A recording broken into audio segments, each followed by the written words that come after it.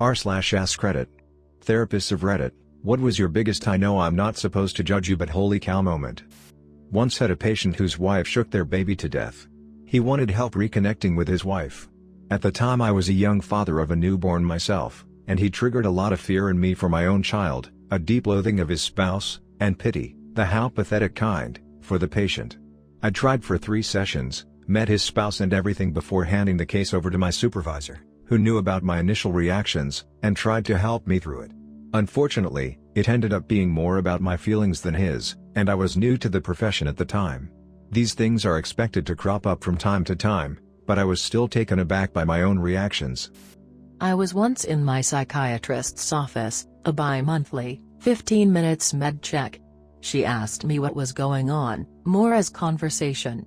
I told her that in the last 6 weeks, my 3 elders, aunt and 2 uncles, I was guardian/conservator for, had died, one right after the other. My wife had a heart attack. My daughter attempted suicide. And my mom broke her hip and had laid on her floor for a week before being found. She drank and ate from the dog's bowls. I got that call within 10 minutes of setting up the last funeral. She stopped the meeting, got on the phone with a therapist in the office next to her and had her postpone her next meeting to speak with me. I was so screwed up, I had no idea. I think she saved my life. I work with youth and adolescents who have anxiety, trauma, and/or depression. Some of the kids I worked with had some pretty severe attachment issues. Regardless of this, I never thought I'd have to seriously explain. 1. You can't just buy a straitjacket for your kid. 2. Feeding your kid ultra-spicy ramen each night instead of the meal everyone else is eating isn't specifically defined as abuse, but you have to understand the emotional abuse that this causes. 3. Your kid isn't trying to kill you because they stand in your doorway at night crying. That's likely because they're scared of their traumatic nightmares, but feel like you'll just yell at them if they wake you up. I did run a men's anger management group though, and some of those men had done some terrible things to women. Most of them I found ways to like and admire for their positive aspects, but there were 2 guys in that group I just could never find unconditional positive regard for. One guy basically never spoke in group. He would give one-word answers and occasionally just discuss how unfair the system was to him. I worked really hard to open him up and find things to connect over, but he never opened up to me or the group. He left the group after he strangled his girlfriend and went to jail. She survived, thankfully. The other left group early routinely, showed up late, participated minimally and similarly never wanted to open up honestly. He left early one group after we had discussed him staying to the end and threatened me when I told him he wasn't going to get credit for attendance, something the court required. Oddly, I eventually moved into the apartment below him, completely without knowledge, and listened to him scream at his girlfriend and breaks rough while I called the cops. I judge these men. They're horrible. Maybe they're redeemable, but redemption requires self-exploration and they both refuse to do so. It's worth noting how differently I felt about them than so many others in the group, men I found ways to help and admire and respect even in spite of their awful behavior in the past. Clinical psychologist working primarily in forensics here. This means my clients are usually involved in legal proceedings, family court, juvenile court, criminal court, etc. My job is usually to evaluate or provide treatment. I'm not there to judge, that's the judge's job, but of course I have my thoughts.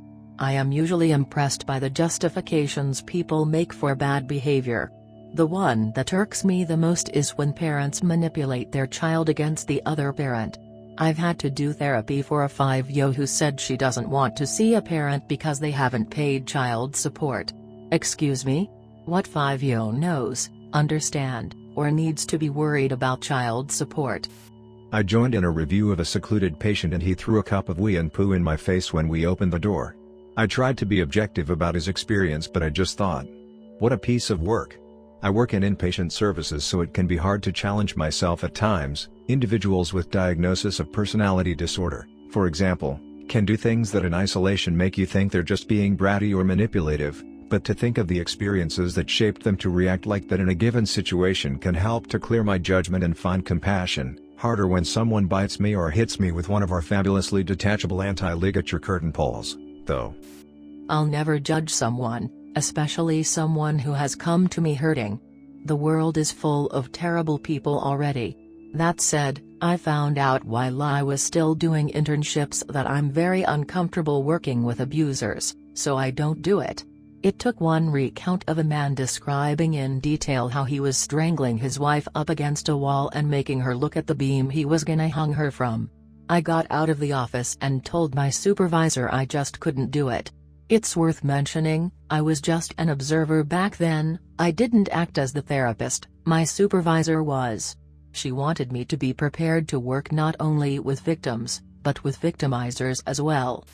It's not often I get to talk about my profession, but here goes. I was working at a drug and alcohol rehabilitation center and had a client come in who was a self-proclaimed drug lord. As we worked together, he told me about his history. Included in this history was how he got to where he was currently at. During the conversation, this man admitted to selling his sister into sex slavery, forcibly injecting her with several sedatives and narcotics, and having several people teach her a lesson. What this meant, he never shared. He told this story with a blank face, smiling only when he recalled the good times, which he referred to as times when he had enough heroin to get through the day. I'm not sure where he is at now, but this man inspired me to work with victims of sex trafficking, because not only do they deal with the stigma of selling their bodies, they often manage drug addictions.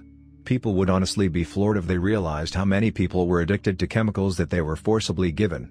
My mom was a psychologist. She passed away and those two stories are decades old. 1. After 2 years of sessions, one lady still felt she wasn't able to overcome her dog's ears failed surgery.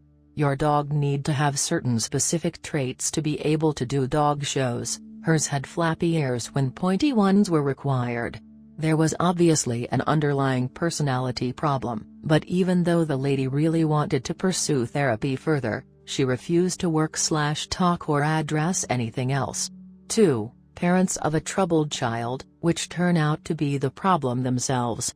Total refusal to do any kind of introspection, try to convince everybody, CPS, police, psychologist, doctor, the kid was the problem, complain the kid was a kid, a teenager at that point, by growing too fast and costing money to feed and clothe.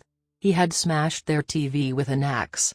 Turns out they hadn't speak or pay any attention to him in several years and they spent 99% of their free time watching TV. Kid had no other behavior problem, great in school, very calm.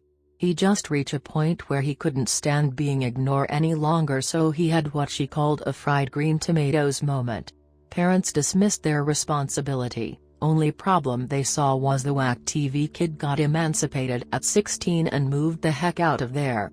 She had a private practice and the only times she expressed any judgment was when someone sought therapy but refused to do any work or partake in the process.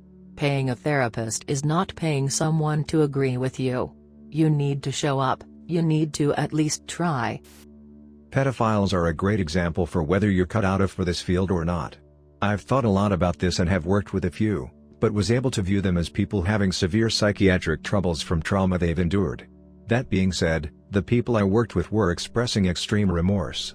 I know that working in this area could never be my specialty and I refer clients out because I would have to work through too much of my own feelings about their actions.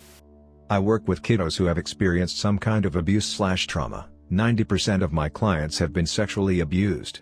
I have a lot of goddamn moments, but not from judgment of my clients but from what happened to them. I've had clients whose father made them help him dismember mom's body after dad murdered her in front of them. I've had clients under the age of 8 who have been sex trafficked.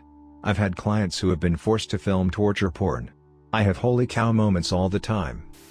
I was counseling a 13-year-old girl for anxiety and she reported sexual abuse from her stepdad. I called her mom and told her mother I needed to call Child Protective Services. Turns out that CPS was already aware and the abuse was first reported around the patient's age 7. Mom was aware of the abuse and stayed with her husband anyway. It was a complicated situation, and it wasn't. How could she not do more to protect her daughter? Sorry lady. I'm judging. Therapist here. I am a registered psychologist. This is an important part of our training.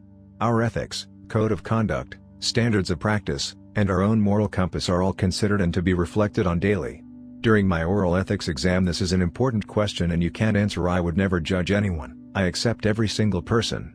That's a load of hogwash answer, as no matter what, we are humans too who have feelings, emotions, responses, and reactions just like anyone else.